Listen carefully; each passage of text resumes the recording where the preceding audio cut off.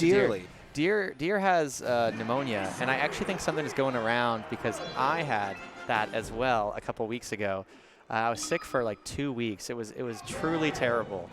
So I think there's some kind of virus around that's becoming, you know, like bronchitis, pneumonia, that kind of thing. So shout out to Deer. But what I was saying is, if Deer were to just like move, like we would just not have Battle of BC. And I don't know if that would be handed off to someone or if just suddenly Vancouver has no tournament.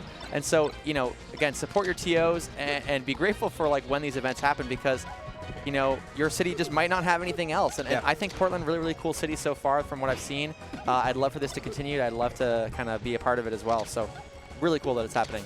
Definitely. And speaking of Portland people, we've got YeehawDaniels here, who is a Portland local.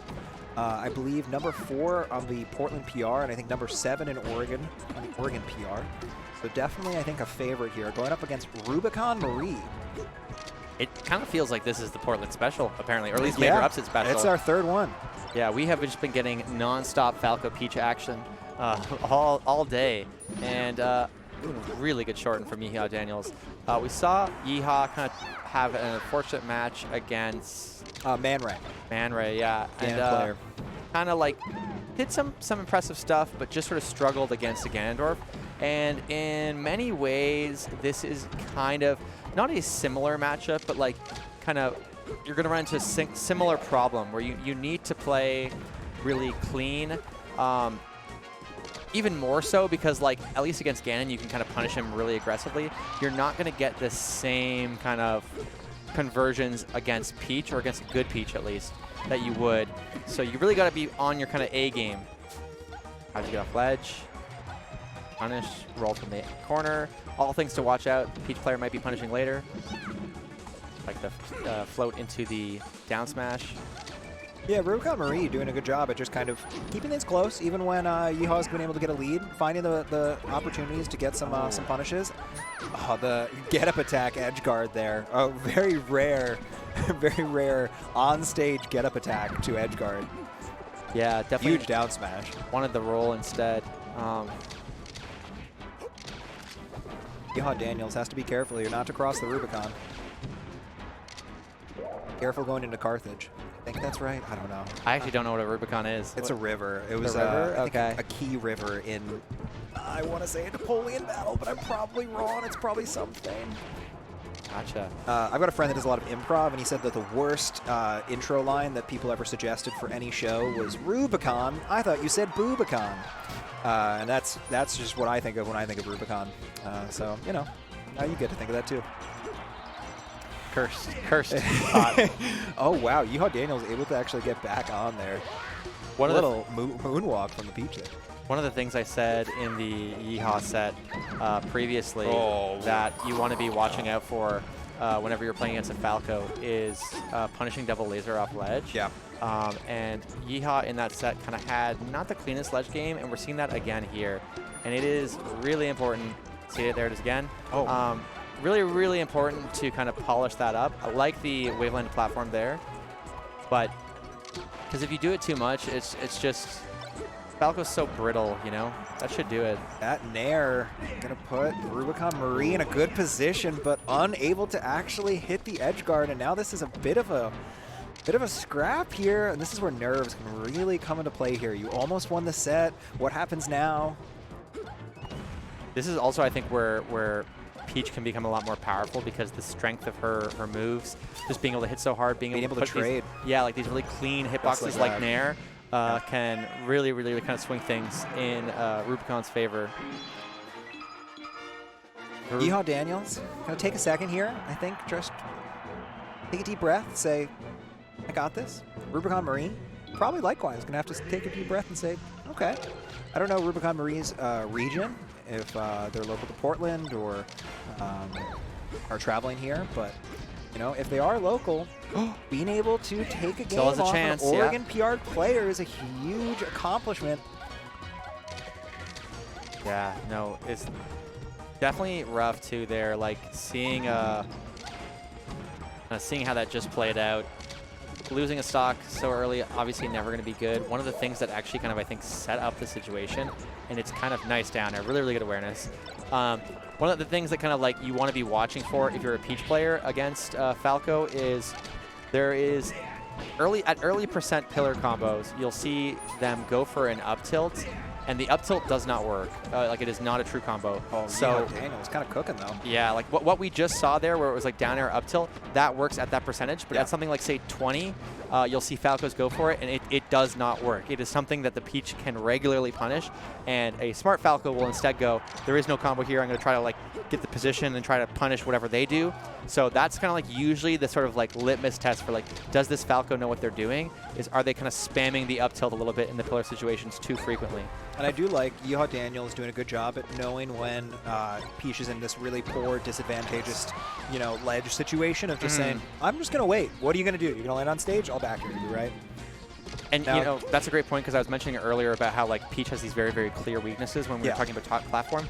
Ledge, another really example. Biggest, especially in a matchup like this where Falco has auto-cancel back air and down smash and things like that that can really... Whoa, what a weird little bit of... I don't know if that was SDI or if just it reversed kind of weirdly. Super strange. I think it was just the hitbox itself, kind of positioned weird, but getting in the tech there, really, really important. Nice, using the ledge shield, ends up getting clipped by the shine. Something for Yeehaw to watch out for, though. Right? Good patience. Yes, wow. absolutely. Wow, Yo, what a little really interaction. Good. That's one of those things where, like, if you don't play this matchup a lot, you're going to be kind of like, I mean, what? They just were, like, under the platform waiting for the spot dodge. But if you don't play Melee, they're like, why are they getting so hype who cares? That? Like, nothing happened. But it's like having the patience to do that is so good. And the reason why is what you are watching out for as the Peach player is if they jump into you, you can do a down smash. There is no kind of counterplay there. You just take a crap ton of damage like what we just saw. So that was what Yeehaw was kind of disciplined around, not forcing this situation, not giving Rubicon anything for free. Yeah. Really, really important why Yeehaw is kind of like in this game right now. Yeah, it is funny. We talk about Melee as this game of rock, paper, scissors, fighting games as rock, paper, scissors. But just because someone throws rock and you throw scissors doesn't mean that the person that throws rock is hitting you with the rock. You know what I mean? Yeah. And that was kind of what that interaction was, of just saying, I'm happy to wait. I know that I'm winning. I don't have to actually hit you with it to beat you. RubiconMarie gets the bomb, drops it on the platform. A little bit awkward. The gun shoots it. Oh, man. Just... I don't negotiate with terrorists. Oh, God. Oh, God. That blender is going to put this in the laser reach. forward smash, though. Yeehaw taking a deep breath, a sigh of relief. Rubicon kind of giggling. Sort of a funny situation. That was the first set that we've had that's been Falco Peach that's went back to Battlefield that the Falco actually won the second game, I think, right? I don't really think... I mean, I guess this is kind of what I was saying before about stage stuff. Like, I don't really think it's a bad idea to go back to Battlefield, because when you think about the stage positions, especially in a best of 3 that Falco has, like, or the stage options, it's like Dreamland, probably not that great. We see that, like, Rubicon actually using it as a counter pick. A great punish so far, probably FD banned, right? Just didn't want to get chain grabbed by absolutely. YeehawDaniels. Yeah, for sure. Like, for sure you ban FD. So then you're left with, like, Fountain, which is kind of like Peach sort of likes that stage. You got Dreamland, Peach kind of likes that stage. And you have Pokemon, which I actually think is a pretty good stage. I'm kind of surprised that they didn't go back there. But the thing about Pokemon, no top platform. That's one of her big weaknesses. So that's why I kind of believe that Peach has a bit of an edge, purely because of stages. Otherwise, I think it's basically even. And some people feel that Falco wins on this stage because he's got a lot of space. He can kind of just sort of laser, run away. He can live a pretty long time as well. Oh, it's just sort of like a philosophy kind of thing, what you value in the matchup. Rubicon taking that first game, losing that game, gonna have to find a way to get this one back in, I think. The momentum has definitely shifted more towards YeehawDaniels, who's been adjusting a bit more to RubiconMarie's gameplay, but that's exactly how it starts. One of the things I really loved about Rubicon's punish right there is, again, a sign of a good player is they already know what situation is going to play out, like if the attack connects. Yeah. So we saw Rubicon hit the dash attack, and she was like, if I hit this, Falco will be off stage and I just back air or nair or whatever. And that's exactly what happened. This is how you kind of improve your punish game, is you need to kind of understand like the decision tree that's going to come when you actually get the hit. And this is how you become a faster player, is it's not about reacting. You already know, like, okay, if this works, X is going to happen. Yep. knowing your flow charts ahead of time, right? Mm-hmm. It's just a matter of which one you're going down. There's that platform weakness, not able to consistently cover that top platform, really having to overcommit. Certainly not a reactable option, right? YeehawDaniels looking a lot more in control of these last 2 games. I honestly actually think it's the stage. I feel like the stage has been kind of working out in Yeehaw's favor. Able to kind of play the platform, having a bit more space to kind of threaten back air while being able to like retreat to the platform. This is kind of what I mean. Like, if you don't see this stage as Peach favored, then it's kind of a decent option in the matchup. Yep. Really, really good Up punish air there, too. off the top. Rubicon going to have to dig deep, of course. This is not easy, especially when you're Also getting not all this how you percent, want 43. This to stop. All of this percentage just eats up that room that you had to trade, basically, right? To try and get through this early stock with, you know, trading an aerial or getting through some back air, maybe hitting a down smash and be able to make this comeback. Now, all of a sudden, you are at a very high percent here, and you have to be really careful. I'd say the main thing that's kind of shifted for Yeehaw is kind of the rhythm of his play, so like how he chooses to go in. I think for a while Rubicon sort of felt confident in like the pace of his game. This is a really good punish so far. Still going as well. Gonna take it all the way. But overcommitting. I don't think he's gonna be able to get back up. Unfortunate. She didn't actually need to do that too. Yeah. Yeah, great job though by RubiconMarie taking that game. Unfortunate that it ends that way, but YeehawDaniels also doing a good job at digging deep, being able to get back and say, you know what, I'm here in Portland. I got to show out. Absolutely. Got people representing counting on your me. own region.